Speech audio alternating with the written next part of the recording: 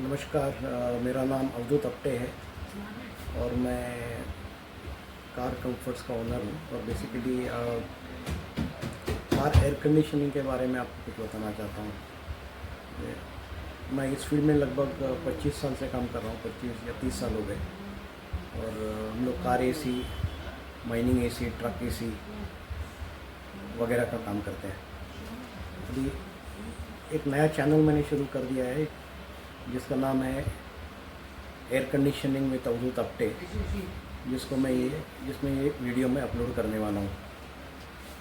Basically car AC का जो circuit है वो पहले मैं आपको बताऊंगा, फिर जिसमें 4-5 मेजर कंपोनेंट रहते हैं, जैसे कंप्रेसर है, कंडेंसर है, इवेपोरेटर है, कूलिंग कॉइल है, ब्लोअर मोटर है, कंडेंसर फैन है, रिसीवर ड्रायर है, एक्सपांशन वॉल है।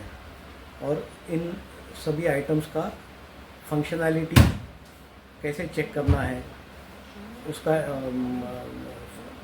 हर एक आइटम का फंक्शन क्या है, अगर ख़राब हो गया तो क्या हो जाता है, अगर मैल फंक्शन किया तो कैसे मैल फंक्शन करता है, उसकी लाइफ क्या है, इस सब के बारे में मैं इंडिविजुअली लेटर ऑन आपको बताऊंगा।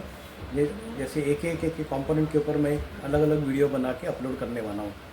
आज शुरुआत करते हैं कार एयर कंडीशनिंग से। सबसे पहले मैं आपको एक बेसिक सर्किट दिखाता हूँ, कार एसी कैसा ऑपरेट होता है।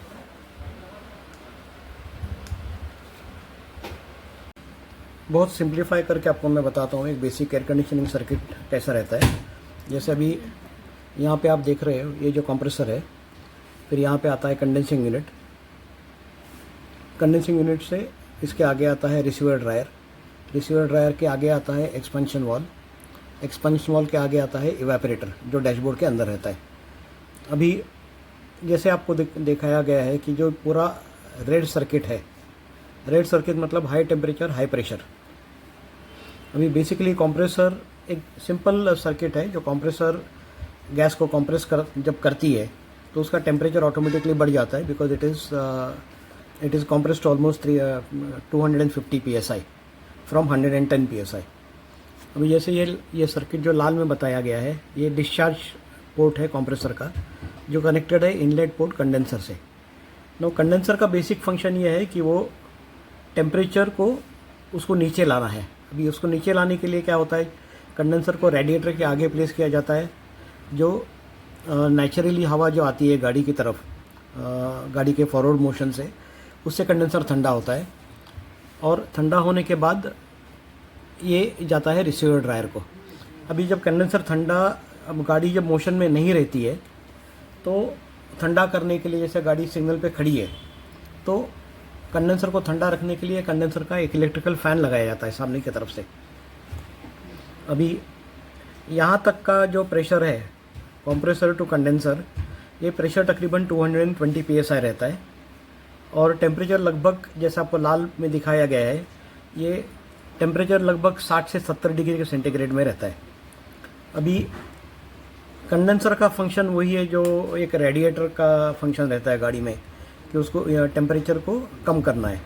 अभी जैसे स्कीमेटिक में देख रहे हैं आप, ये जो लाल इनिशियली वेरी डार्क रेड है, जो स्लोली कन्वर्ट हो के येलो में कन्वर्ट होता है। येलो में कन्वर्ट होता है, इसका मतलब है टेम्परेचर तकरीबन 20 से 25 डिग्री टेम्परेचर कम हो जाता है आउटलेट पॉइंट पे। अब ये आउटलेट पॉइंट पे कंडेंसर जाता है ये रिसीवर ड्रायर की तरफ।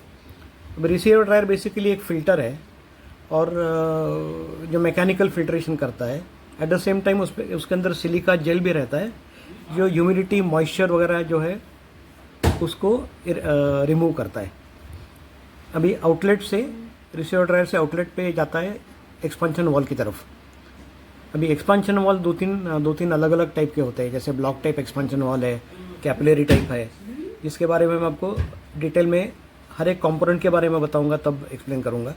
अभी एक्सपेंशन वॉल में जब गैस आती है तो वो एक छोटे से ऑरिफिस से उसको छोड़ा जाता है, जो 0.1 0.2 का डायमीटर है, क्योंकि ये छोटे ऑरिफिस से जाने के बाद एक्सपांड हो जाती है, स्प्रे होता है, गैस स्प्रे होता है, और एक्सपांशन की वजह से टेम्परेचर डाउन हो जाता है, जो इसको ब्लू में दर्शाया गया है।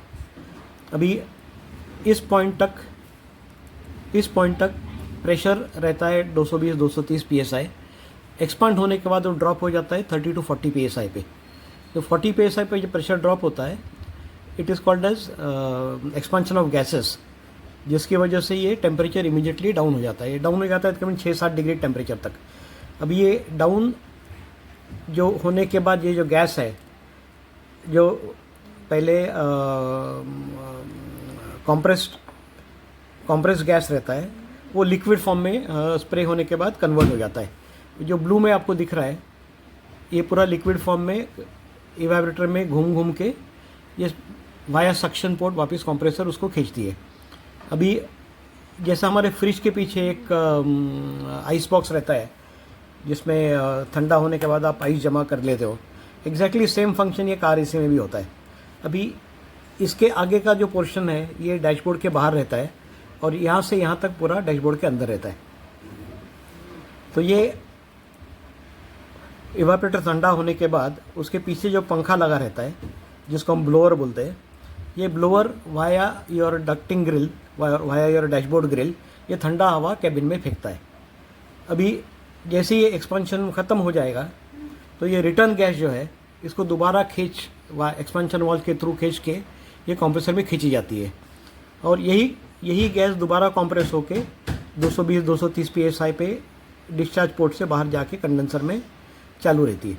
अभी ये कंटिन्यूस फ्लो चालू रहता है जब तक आपका एसी शुरू है। अभी जैसे आप कंप्रेसर लेंगे तो कंप्रेसर 3-4 वैरायटी में आते हैं। जैसे गाड़ी में रहता है वो रोटरी टाइप या पिस्टन टाइप कंप्रेसर रहता है। इसके आगे आप थोड़े चले जाओ तो उसमें बहुत सारे कंपोनेंट है, जैसे क्लच असेंबली है, बैक प्लेट है, पिस्टन है, स्वॉश प्लेट है, पीछे गैस को रोकने के लिए स्प्रिंग की प्लेट आती है। तो वो सब मैं डिटेल कंप्रेसर के जब वीडियो करूँगा वो आपको डिटेल में कंप्रेसर के बारे में अलग से वीडियो बना के बताऊँगा। इसके आगे वाला कंपोनेंट है रेडिएटर। अभी संक्षिप्त में आपको बताता हूँ। रेडिएटर 2 टाइप के होते हैं। फिन एंड ट्यूब एक टाइप है, दूसरा है सर्पेंटाइन फ्लो। जैसे आपको वीडियो में देख रहा है, ये सर्पेंटाइन फ्लो है। जो इनपुट है वो उसी सर्पेंटाइन मोड में आउटलेट तक चला जाता है। दूसरा एक ऑप्शन रहता है जिसको हम पैरेलल फ्लो बोलते हैं। पैरेलल फ्लो मतलब एक ट्यूब यहाँ, एक ट्यूब यहाँ, और इंटरकनेक्टिंग ट्यूब्स रहती है जैसे रेडिएटर के जैसे, तो उसको हम पैरेलल फ्लो बोलते हैं। अभी पैरेलल फ्लो जनरली कंडेंसर आता है माइक्रोफिन्स कंस्ट्रक्शन में, जिसके बारे में मैं आपको बाद में बताऊंगा। वहाँ से जैसे रिसीवर ड्रायर है, रिसीवर ड्रायर जैसे मैंने बताया कि एक बेसिकली फिल्टर एलिमेंट है। एक्सपेंशन वॉल ये जो पोर्शन है, जिसके बारे में अगेन मैं ये 2-3 टाइप में आता है, जैसे कैपिलरी टाइप आता है, ब्लॉक टाइप आता है, ये अलग से मैं आपको बताऊंगा। सिमिलर है इवेपोरेटर भी सर्पेंटाइन फ्लो में आता है, जिसमें जैसे वीडियो में आपको दिखाया गया है, या फिर आता है ये है पैरेलल फ्लो में। इसमें भी 2-3 टाइप है। ट्यूब एंड फिन टाइप में भी आता था पहले शुरू में, लेकिन आजकल माइक्रोफिन्स में आता है बिकॉज उसमें गैस की क्वांटिटी बहुत कम लगती है। पैरेलल फ्लो में भी काफ़ी कम लगती है। सर्पेंटाइन फ्लो में गैस का क्वांटम काफ़ी ज़्यादा लगता है।